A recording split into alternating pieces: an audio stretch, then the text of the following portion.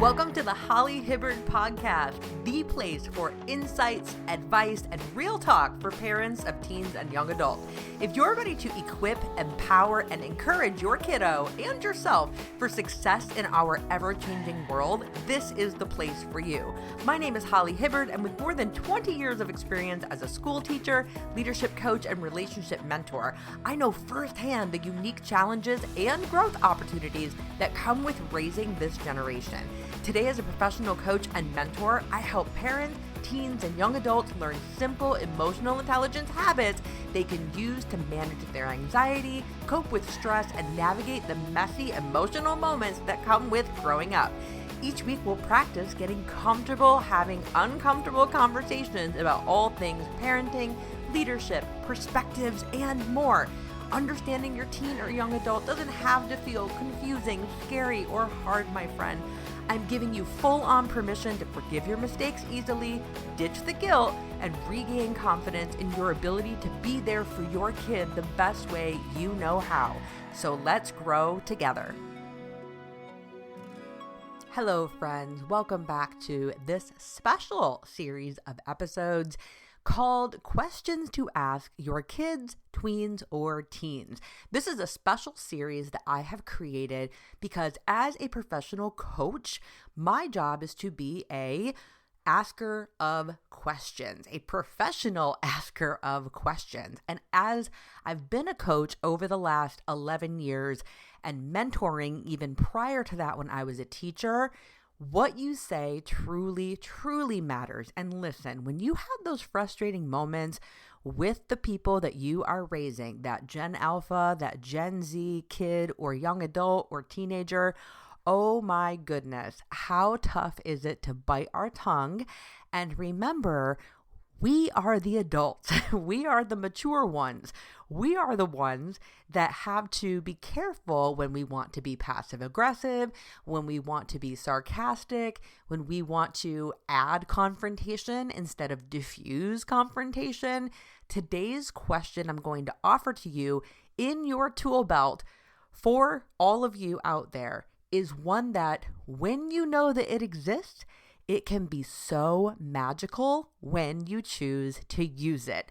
And when you know better and you choose not to use it and you use the alternative question, which I bet a number of you are because I do too sometimes when I'm irritated, you are inciting a riot. You could be making things much worse. So what is this 2-word simple, magical, whimsical question to ask your kid, your tween, your teen, your young adult in your household? How come? How come? How come? How come?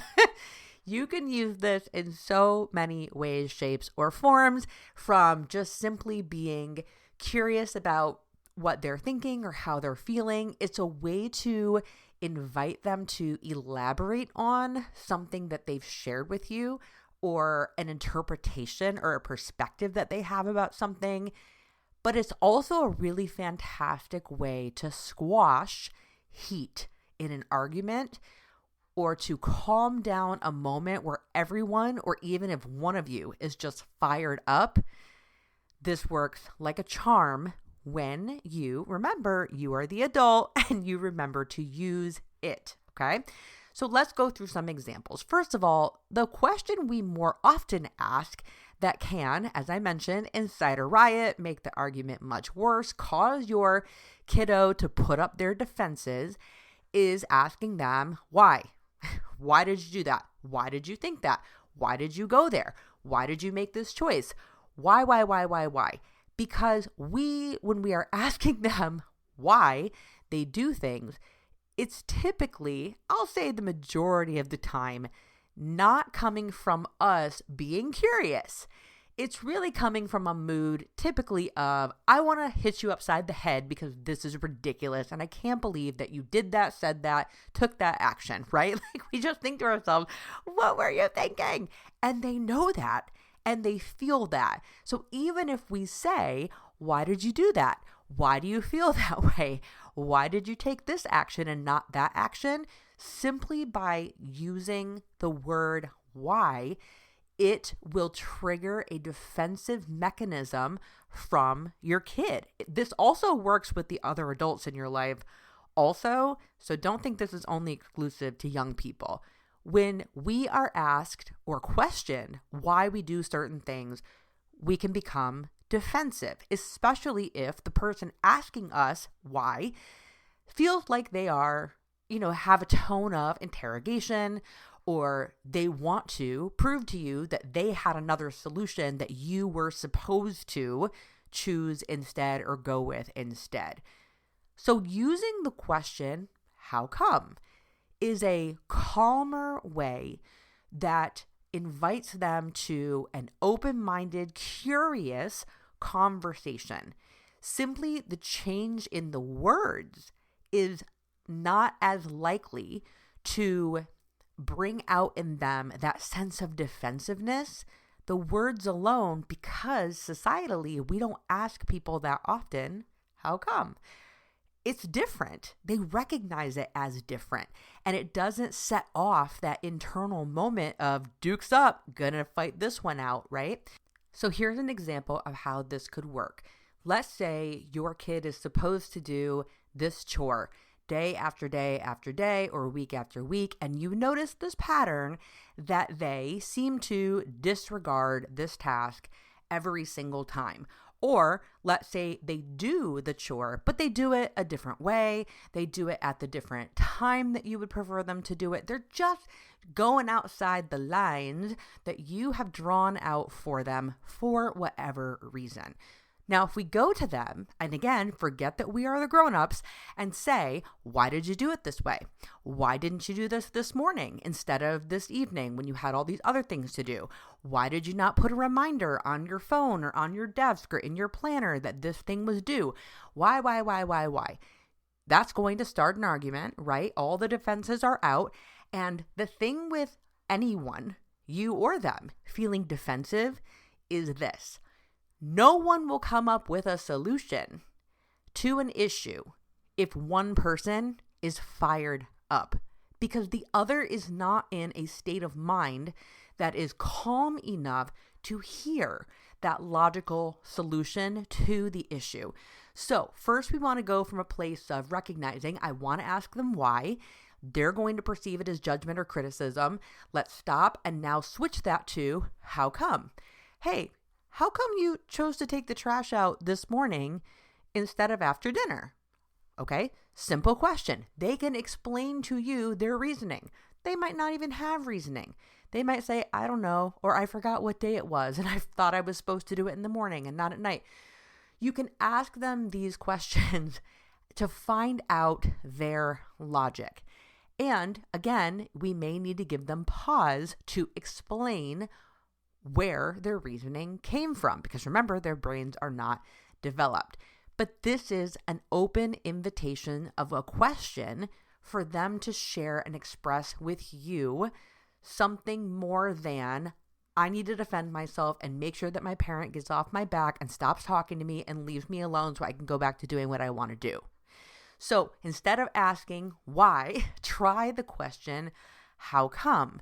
You can use this in so many different scenarios. You can use it when it comes to, like I said, they're coloring outside the lines, literally or figuratively in the way that they do things in life.